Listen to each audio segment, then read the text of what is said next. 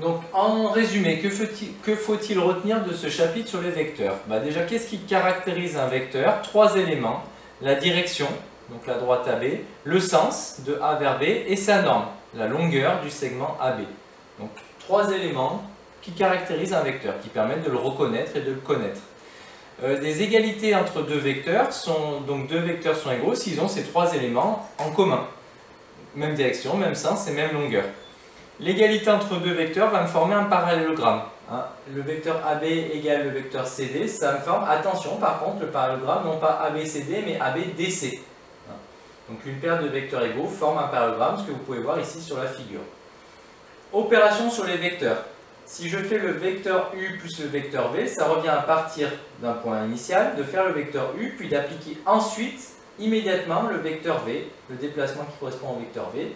Et au final, ça me permet de faire U plus V, sachant que l'ordre n'a pas d'importance. Que je fasse d'abord U puis V, ou d'abord V plus U, puis U, je retrouverai mon point final identique. Donc ça correspondra au même déplacement U plus V. La relation de Chasles, elle dit que si je pars de A, que je vais vers B, que je repars de B, que je vais vers C, au final, je suis parti de A, j'ai terminé en C. Donc AB plus BC égale AC. L'important est que le point d'arrivée du premier vecteur corresponde au point de départ du second. La différence entre deux vecteurs, faire U moins V, c'est faire le vecteur U et puis l'opposé du vecteur V. Et enfin, la multiplication d'un vecteur par un réel. Si ce réel est positif, je vais dans le même sens. Si ce réel est négatif, je vais dans un sens opposé. Et la valeur absolue de ce réel me permet de connaître le rapport de longueur entre les deux. S'il est négatif est plus petit, s'il est entre 0 et 1, si sa valeur absolue est entre 0 et 1, ça diminue ma longueur. Si sa valeur absolue est plus grande que 1, ça augmente ma longueur. Et après, suivant la valeur du réel. Si le réel K vaut 2, c'est que ma longueur est multipliée par 2. Les règles de calcul, ça marche comme la distributivité, comme les opérations mathématiques que vous avez l'habitude de faire, c'est-à-dire K fois U plus V, c'est KU plus KV, je distribue mon réel K. KU plus K'U, je peux factoriser par K, ça fait K plus K' fois U, et K fois K'U, c'est K fois K' fois U, multiplication successive. Notion de collinéarité maintenant. Deux vecteurs collinaires, cela signifie qu'ils ont la même direction. Donc U et V sont collinaires, c'est équivalent à trouver une relation entre U et V, c'est-à-dire soit U égale KV, soit V égale KU avec K un nombre réel. Il y a une relation de proportionnalité entre les deux. Et la notion de collinarité elle est importante parce qu'elle va me permettre soit de démontrer que des points A, B et C sont alignés. Si la question c'est de démontrer que A, B et C sont alignés, une bonne méthode c'est de démontrer que les vecteurs AB et AC sont collinéaires. Ou alors ça va aussi souvent servir à démontrer du parallélisme entre deux droites. Les droites AB et CD sont parallèles, c'est équivalent à dire que les vecteurs AB et CD sont collinaires. Faites attention à ne pas confondre le vocabulaire justement. Pour des droites, on va parler de parallélisme, on va dire que des droites sont parallèles. Pour des vecteurs, on va parler de collinéarité, on va dire que les vecteurs associés sont collinaires. Mais on ne va pas dire que des droites sont collinaires ou surtout que des vecteurs sont parallèles. Ça c'est une erreur qu'on voit fréquemment.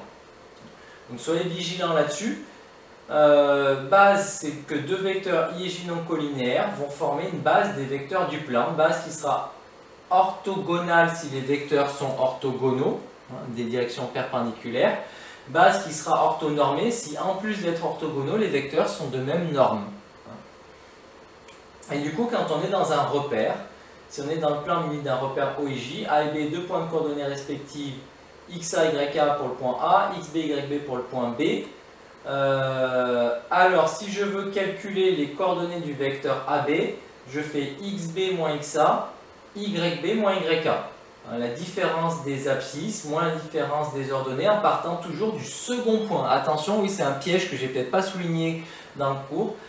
Si je veux calculer les coordonnées du vecteur AB, je fais les coordonnées du second point moins les coordonnées du premier.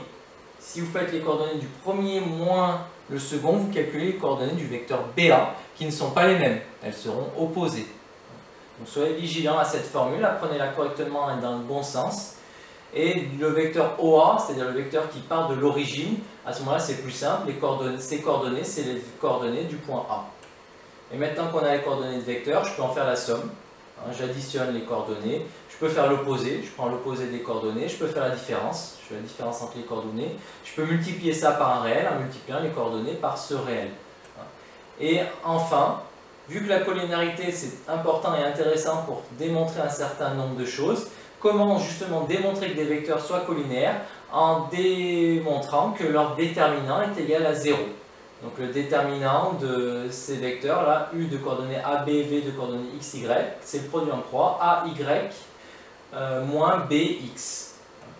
Si ce déterminant est égal à 0, alors vos vecteurs sont collinéaires. Si ce déterminant n'est pas égal à 0, alors vos vecteurs ne sont pas collinéaires.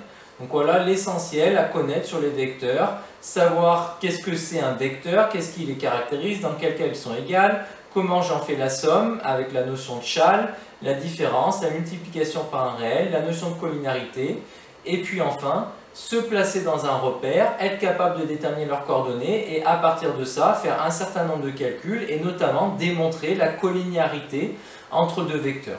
Voilà, si vous savez faire tout ça, alors vous êtes bien au point dans ce chapitre sur les vecteurs, mais comme souvent, comme pratiquement tout le temps en maths, ce qui va vous permettre de bien intégrer, bien maîtriser tout ça, c'est de tomber le plus d'exercices possible. Hein. Donc procéder méthodiquement, commençant par des exos simples et petit à petit, après en construisant une base d'exercices de plus en plus compliquée pour être capable d'affronter les principales difficultés qui, je vous l'ai dit, a priori, ce sera plutôt du côté de la collinéarité que vous allez trouver des difficultés dans ce chapitre. Mais si vous l'abordez sérieusement, a priori, ça doit passer. Bon courage à tous, merci pour votre attention sur ce chapitre.